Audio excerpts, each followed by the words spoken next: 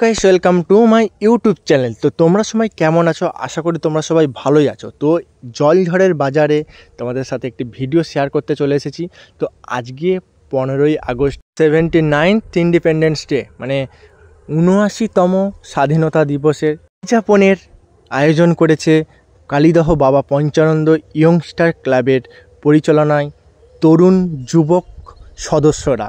তো আমিও সকাল সকাল বেরিয়ে ওখানে চলে গিয়েছিলাম। গিয়ে ক্লাবের সদস্যরা এবং কিছু কিছু ছোট ভাই বোনেরা সবাই সহযোগিতা করে আমরা এই ফ্ল্যাগটিকে সাজিয়ে আমরা এই ফ্ল্যাগটিকে দাঁড় করিয়েছি, দিয়ে চারিদিকে ভালো করে সাজিয়েছি। তারপরে দেখতে পাচ্ছ এই ভাই সাজাচ্ছে আমাদের নিচেতে, কারণ রাস্তার ধারে জল কাদায় তোমরা বুঝতেই পারছো, রাস্তার ধারে আমরা ফ্ল্যাগটি তুলছি। আর এখানে ইটের উপরে নানা রকম কালার দিয়ে আমরা সাজিয়ে নিয়েছি। দেখতে পাচ্ছ আমাদের প্রায় কমপ্লিট হয়ে গেছে। যেহেতু আমাদের এই ক্লাবের পাশে একটি প্রাইমারি স্কুল আছে, তো সেখানে আমরা গিয়ে স্যার ও ওখানকার যত ছাত্রছাত্রী আছে সবাইকে ইনভাইট করে আসছিলাম। তারা আমাদের ক্লাবে চলে এসেছে। আর সেখানেই আমাদের প্রধান শিক্ষক মহাশয় মাননীয় কৃষ্ণেন্দু বেতাল মহাশয় আমাদের কিছু বক্তব্য রাখছেন। এমনকি ছাত্রছাত্রীদের জন্য এখানে ছোটোখাটো সাংস্কৃতিক অনুষ্ঠানের পর্ব চলছে, তোমরা সেটা দেখতেই পাচ্ছ। এক ভাই ছিল শিশির বোসের সঙ্গে পরিকল্পনা করে উনি করলেন কি, পুলিশকে বোকা বানিয়ে ভোর 1:30-2 নাগাদ ঘর থেকে বেরিয়ে যান। ঘর থেকে বেরিয়ে গিয়ে তার গাড়ি ছিল, তার নাম ওয়ান্ডারার। ওর ভাইপো শিশির, তার একটা গাড়ি ছিল, তার নাম ওয়ান্ডারার গাড়ি, জার্মান গাড়ি। সেই গাড়িতে করে ওনারা হাওড়া ব্রিজ টপকে জিটি গ্র্যান্ড ট্র্যাঙ্ক রোড হয়ে বর্ধমান, আসানসোল, ধানবাদ হয়ে ওরা পৌঁছায় গুমো স্টেশন। গুমো স্টেশনের সামনে ওনার একটা পরিচিত ভাইয়ের, শিশিরের ভাইয়ের ঘর ছিল। সেইখানে ওরা ওঠেন এবং সেখানে কি হয়েছে, ওনারা সেই পুরো দিনটা কাটান। পুরো দিনটা কাটার পরে সেই সুভাষচন্দ্র ছদ্মবেশ নিয়েছিলেন, নাম নিয়েছিলেন মোহাম্মদ জিয়াউদ্দিন। কি বললাম? মোহাম্মদ জিয়াউদ্দিন। তিনি একজন ইন্সপেক্টর এজেন্ট হিসেবে জিয়াউদ্দিন সেজে দাড়ি, ফেস টুপি, চশমা, একদম লম্বা ঢিলে ঢালা পোশাক, এটা আমরা পাঞ্জাবি বলি, চুড়িদার পাঞ্জাবি আফগানরা পরে, ওই পাঞ্জাবি পরেছেন। একদম মুসলিম এজেন্টের রূপ নিয়ে, নাম হিসেবে মোহাম্মদ জিয়াউদ্দিন। এই সেজে উনি বেরিয়ে গেলেন। সারাদিন কাটানোর পরে ওখান থেকে বেরিয়ে এলেন।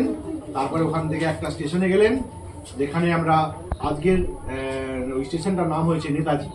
বুঝছে, যে গোমর স্টেশনটার নাম হয়ে গেছে নেতাজি স্টেশন। কেন? ওই স্টেশনে উনি কালকা মেল, হাওড়া থেকে ছাড়ে কালকা যায়, হয়েছে চণ্ডীগড় টপকে, উনি ওই কালকা মেলে উঠেছিলেন। ওই মেলটার নাম হয়ে গেছে নেতাজি এক্সপ্রেস। ওই মেলটা, ট্রেনটার নাম ছিল কালকা মেল। ওই কালকা মেলটার নাম এখন হয়ে গেছে নেতাজি এক্সপ্রেস। কেন? ওই ট্রেনটায় চড়ে নেতাজি তিনি ভারত ছেড়ে চলে গেছিলেন। তাহলে আমরা তাকে সম্মান দিয়েছি কালকা মেল। এরকম ভাবে, একই রকম ভাবে তোমরা সেই কারমাটা স্টেশন করেছো তো, সেই যে বিদ্যাসাগর একদিন, হ্যাঁ, কুড়ির গল্প জানো তো, স্টেশনে নামছেন, কারবার সে একজন ডাক্তার নেমেছে, ইয়াং ডাক্তার সাহেব মতো, হাতে বাক্স কুলি কুলি যাচ্ছে, সাজনে নেই বলে আমি আছি, উনি ডাক নিয়ে তার সঙ্গে গিয়ে ঘরে পৌঁছে দিলেন। তারপর কি হলো, আমি কন্টিনিউ নেবো না। তারপরে কি হলো, তিনি এত লজ্জা পেয়ে গেলেন যার কিছু বলার নেই। তিনি একটা কথা বলেছিলেন যে নিজের কাজটা নিজে করাতে কোনো লজ্জার কিছু নেই, তাই তো? এটা একটা ডাক্তারের জন্য শিক্ষা ছিল। এবার আমার যেটা বলার উদ্দেশ্য হলো, ওই যে স্টেশনটার নাম ছিল কারমাটা। এটা ঝাড়খণ্ডের একটা স্টেশন। আমি ওখান থেকে গিয়েছি, দেখেছি কারমাটা স্টেশনে, ওকে মনে হয় দেখিয়েছি, তো মনে নেই। কারমাটা স্টেশনটায় সব ওখানে হিন্দিতে লেখা, কিন্তু ওখানে বাংলা, ওই স্টেশনের নাম হয়েছে বিদ্যাসাগর। আমাদের ভালো লাগে না? বাঙালি একটা ওখানে গিয়েছেন, ওখানে ছিলেন, ওই স্টেশনটা ওনার সম্মানে ওনার নাম হয়ে গেছে কারমাটাটার নাম হয়েছে বিদ্যাসাগর স্টেশন। হয়েছে যেরকম অনেক উদাহরণ আছে, নেতাজি এক্সপ্রেস নাম হয়েছে ওই ট্রেন চড়ে উনি গেছিলেন। বোঝা গেল? আমাদের এই ভারতবর্ষটাকে জয় করেছিলেন জওহরলাল নেহেরু, মহাত্মা গান্ধী, সর্দার বল্লভভাই প্যাটেল, আর ছিলেন নেতাজি সুভাষচন্দ্র বসু, যাদের জন্য আমরা আজও ভালোভাবে শান্তিতে বেঁচে আছি। তাদের জন্য অসংখ্য শতকোটি প্রণাম জানাই। তো আমাদের সেই ফ্ল্যাগে ফুল দিয়ে আমরা ফ্ল্যাগটি তোলা হচ্ছে এই মুহূর্তে আমাদের। বন্দে মাতরম, জয় হিন্দ, জয় হিন্দ। জয় হিন্দ, জয় হিন্দ, বন্দে মাতরম, বন্দে মাতরম। যারা ফুল দেবে একটু অল্প অল্প করে ফুল দিয়ে দাও। আগে ক্লাবের সদস্যরা চলে এসো, যারা গার্জেনরা বড়রা আছে তোমরা চলে এসো। বড়র দিকে কাজটা চলতে থাক, শ্রদ্ধা নিবেদন করি আমরা। কয়েকটা শুধু কথাটা শুনে নাও। এটা হচ্ছে পতাকার তো আমাদের তিনটে রং, কি কি? গেরুয়া, ইংরেজিতে আমরা বলি স্যাফরন, সাদা, হোয়াইট, আর সবুজ হচ্ছে গ্রিন। তিনটে রঙের কিন্তু তিনটে অর্থ আছে। গেরুয়ার অর্থ কি বলো? শান্তি। হ্যাঁ, গেরুয়া হচ্ছে, দেখবে সন্ন্যাসী যারা দেখবে তারা সব গেরুয়া পোশাক করে, তাই না? এর মানে কি? মানে তারা সব ত্যাগ করে দিয়েছে, তাদের কোনো মায়া নেই।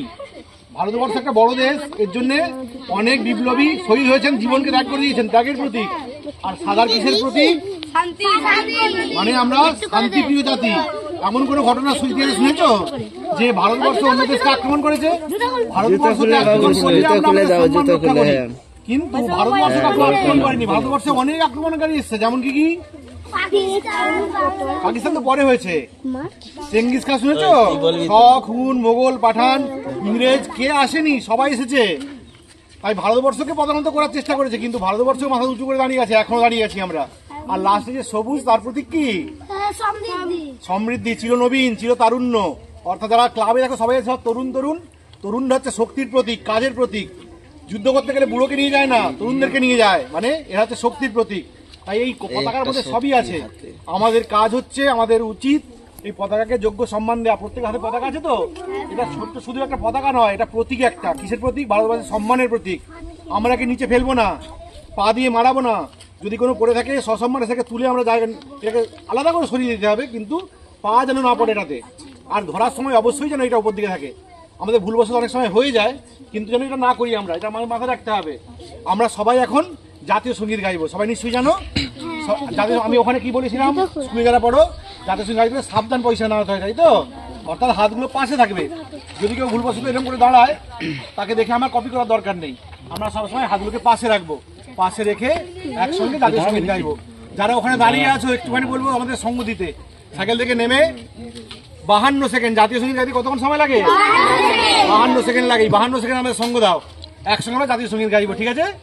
আমি শুরু বললে শুরু করবে, ঠিক আছে? সবাই রেডি হয়েছো? 1 2 3 স্টার্ট।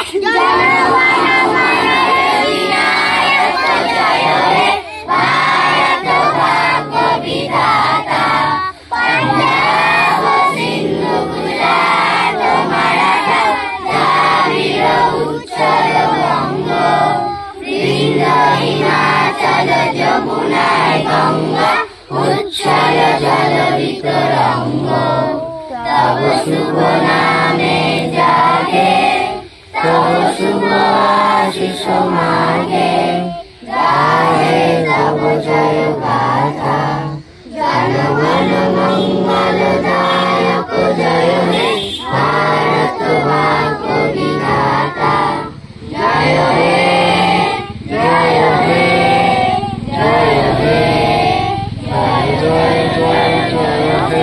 খুব ভালো হয়েছে।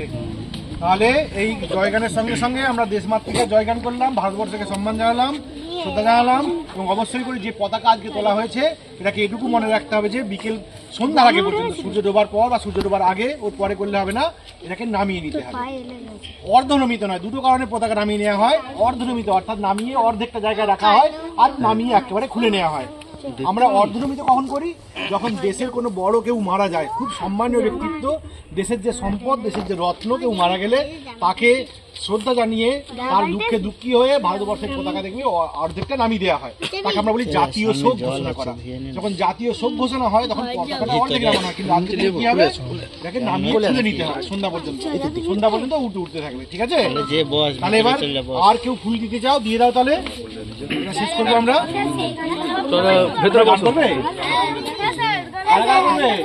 15ই আগস্টের ভিডিও কেমন লাগলো কমেন্টে বলো। আর এরকম আরও সুন্দর সুন্দর ভিডিও পেতে গেলে চ্যানেলটি সাবস্ক্রাইব করুন, আমার পাশে থাকুন। ওকে বাই, দেখা হচ্ছে পরের ভিডিওতে।